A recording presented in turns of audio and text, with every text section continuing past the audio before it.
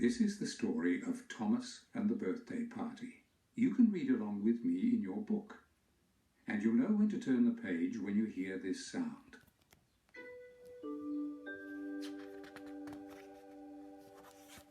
Listen to that sound again.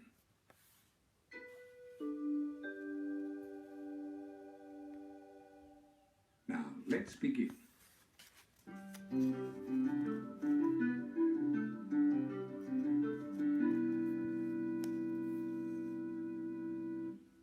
One grey morning, Thomas, Percy and Toby were talking in the engine shed.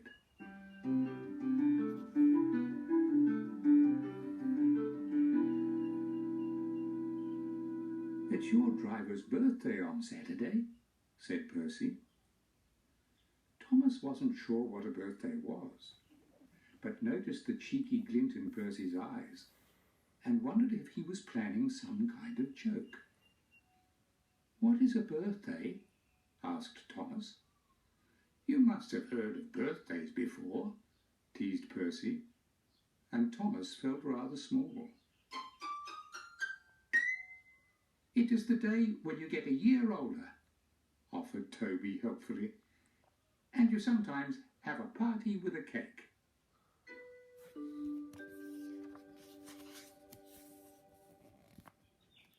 Thomas liked the idea of a party and wondered if his driver would be having one. At that moment the engines heard the crunch of footsteps on the gravel outside the shed. The fireman poked his head around the door. "Good morning, engines," he said. "You look wide awake already." "I've just been told that it's my driver's birthday on Saturday," explained Thomas. "Do you know if he's planning to have a party?" "I know that his wife is baking him a cake," said the fireman, "but I haven't heard of any plans for a party." Thomas's eyes lit up. "I wish I could see the cake," he said wistfully. "I've never seen a birthday cake before." "Well, why don't we give the driver a party at the station?" suggested Toby. "Yes," agreed Percy. "Then we could all see the cake." The fireman thought that this was a very good idea and went to ask the station master.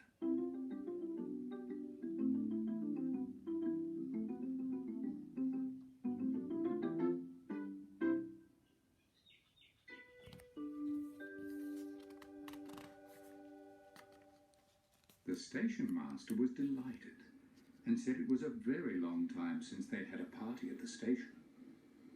The engines were very pleased and huffed and whooshed with excitement before hurrying out of the shed to begin work for the day.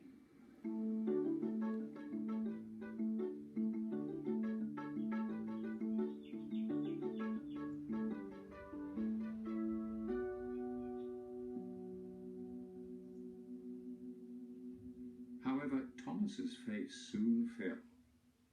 When he arrived at the station, the fat controller was waiting for him.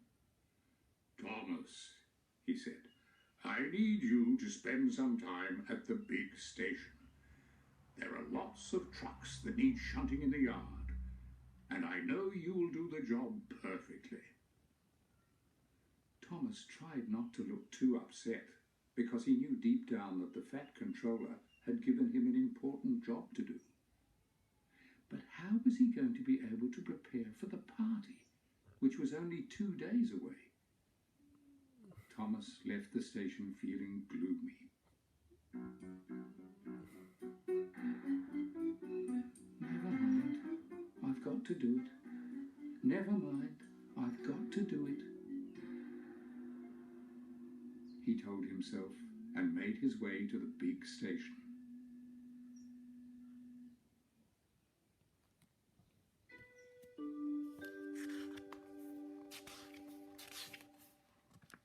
Thomas didn't like the big station. The tracks were crowded with trucks, all filled to the brim with dirty, heavy loads. Planks of wood were being sent to the mainland for a new monkey house at the zoo, and some stone from the quarry was being taken to Rolf's castle at the other side of Sodor Island to stop one of the walls from falling down. Thomas knew that all of these things were important, but his mind was on the party for his driver. Oh, well, he thought to himself, at least he would be able to start the preparations when he returned home that evening. Not today, however. The Fat Controller came to Thomas at the end of the day and explained that he would be needed again the next day. Thomas would have to spend the night at the big station.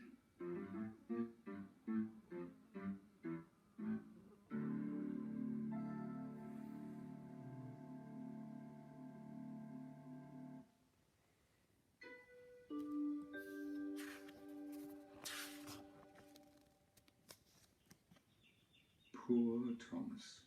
He didn't sleep a wink that night. The big engine shed wasn't nearly as cosy as his own shed, where he and Percy would usually talk for hours. In this shed, Gordon and Henry were very boring and went to sleep straight away. So Thomas was all alone in the darkness, trying not to listen to the many strange noises in the shed. But in trying not to listen, he found that he listened all the more, and even began to imagine some noises.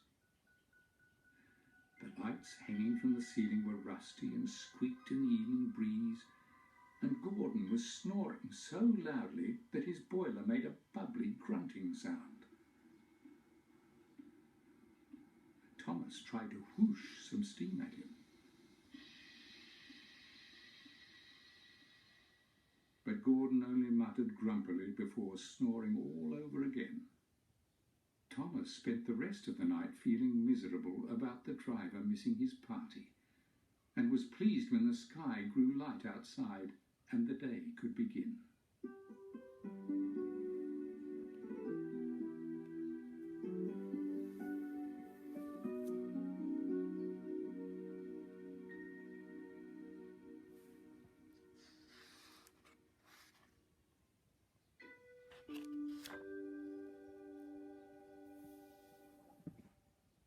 Thomas made his way to the yard rather reluctantly the next morning. He nodded crossly at the trucks who were waiting to be shunted, wishing that they had their own engines to take them where they needed to go, so that he didn't have to do it. "Good morning, Thomas," said the Fat Controller cheerfully. "Morning," replied Thomas gloomily. "What's up, Thomas? You look rather fed up today," said the Fat Controller. "No need to be so glum. You've been working hard, and I'm very pleased with you." "Thank you, sir." Thomas looked a little happier. "But when can I go home?" "Don't worry, Thomas. I know all about your secret," reassured the Fat Controller. "We will get you home in time. In the meantime, come and shunt some of these trucks." Although Thomas was very tired from having had no sleep, he felt much brighter and set off towards the trucks.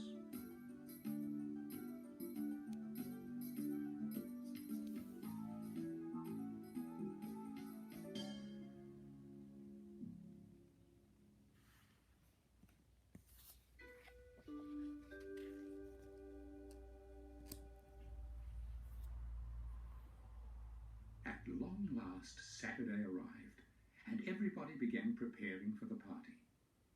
Percy and Toby provided helpful suggestions on how to decorate the engine shed, while the porters and their children blew up balloons. "Look at this," said the station master. "My wife found it in a cupboard at home." He pulled a tube of paper out of his briefcase and unrolled it. "Wow!" cried the children. It was a huge banner with "Happy Birthday" written across it in bright colours. "Let's put it on the front of the shed," said the porter. But Percy and Toby thought it would be much more fun to hang it from the ceiling inside the shed, so that they could surprise Thomas and his driver when they arrived and opened the doors. The station master agreed that this was a good idea, so he climbed the ladder to put it up.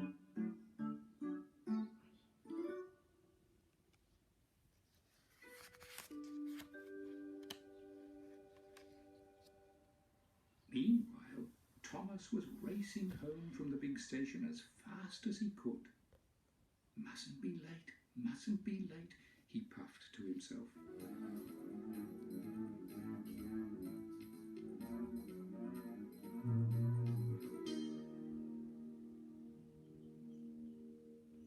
But as he approached the engine shed, everything seemed strangely quiet. "Where is everybody?" Thomas thought to himself anxiously. All he could see was the station cat, waiting to pounce on some birds, and the station master, who looked as though he was having a tea break. The shed doors were shut tight, and there was no sound, except the distant bark of a dog in the village. Thomas thought this was very odd. Had he come on the wrong day? He was sure they had told him his driver's birthday was on Saturday.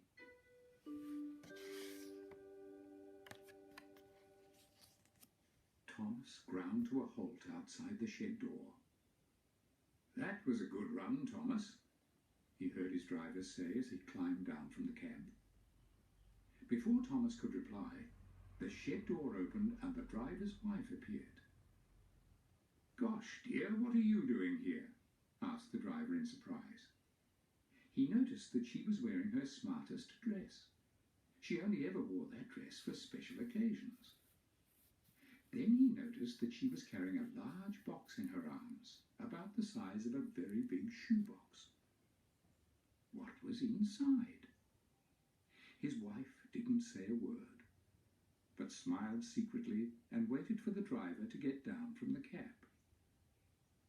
Thomas noticed that some little children were hiding behind the shed door, and realized that perhaps something was going to happen after all. "Follow me," said the driver's wife as she turned to walk into the shed. So Thomas and his driver followed behind her.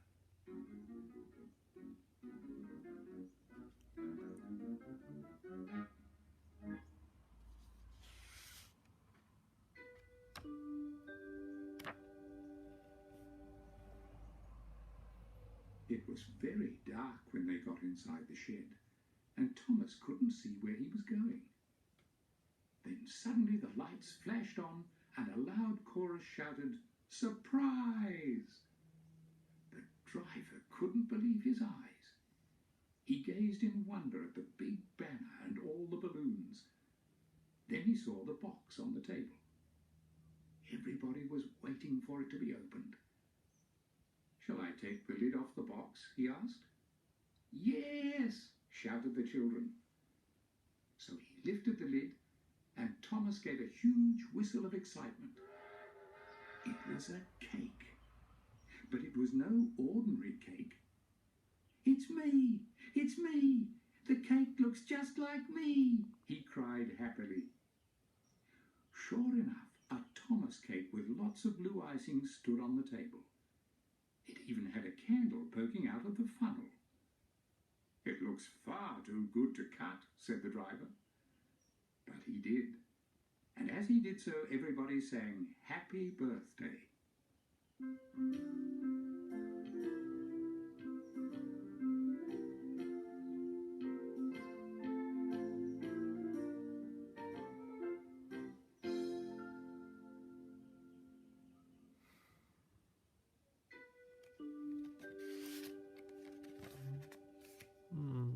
When the cake was cut, everybody climbed into the carriage behind Thomas to begin the party. A special cloth was spread on the table and a huge feast laid out. "Ham and tomato sandwiches, my favourite," said the driver, munching happily. All around him the children chased balloons and popped streamers. Party whistles hooted and sweet wrappers rustled.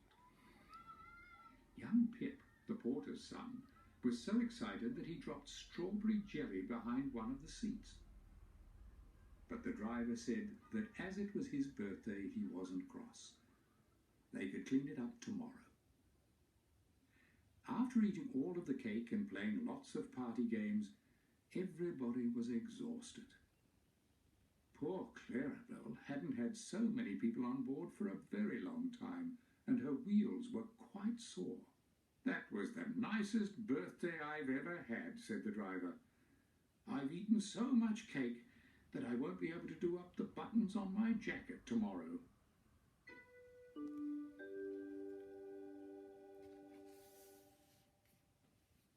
Thomas was happy too.